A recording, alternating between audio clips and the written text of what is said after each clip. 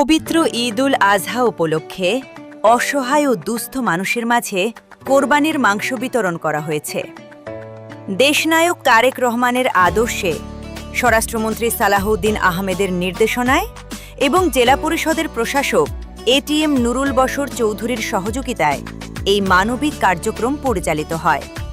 Light house পাড়া BNP পরিবারের আয়োজনে অনুষ্ঠিত এ কর্মসূচিতে এলাকার গরিব, দুস্থ ও মেহনতি ১৫০ পরিবারের মাঝে কোরবানির ঈদ উপহার বিতরণ করা হয়।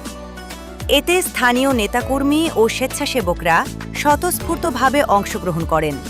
আমাদের প্রিয় অভিভাবক কক্সবাজার জেলা বিএনপির সিনিয়র ভাইস প্রেসিডেন্ট, কক্সবাজার জেলা পরিষদের প্রশাসক জনাব এটিএম নুরুল বশর চৌধুরীর সহযোগিতায় আমরা ঈদ উপলক্ষে, ঈদ উল আজহা উপলক্ষে ১৫০ পরিবার গরিব দুঃখী মেহনতি মানুষের মাঝে ঈদ উপহার হিসেবে কোরবানির মাংস তুলে দিতে পেরেছি। এটা আমরা অত্যন্ত আনন্দিত, অত্যন্ত খুশি।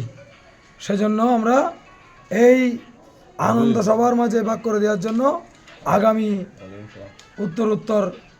আগামী ঈদের মধ্যেও ইনশাল্লাহ আমরা এই সহযোগিতা চলমান রাখবো, এই আশা ব্যক্ত রেখে আমার বক্তব্য এখানে শেষ করছি। আয়োজকরা জানান, ঈদের আনন্দ সবার মাঝে ভাগাভাগি করে নেওয়ার লক্ষ্যে এই উদ্যোগ নেওয়া হয়েছে। ভবিষ্যতেও এ ধরনের মানবিক কার্যক্রম অব্যাহত থাকবে।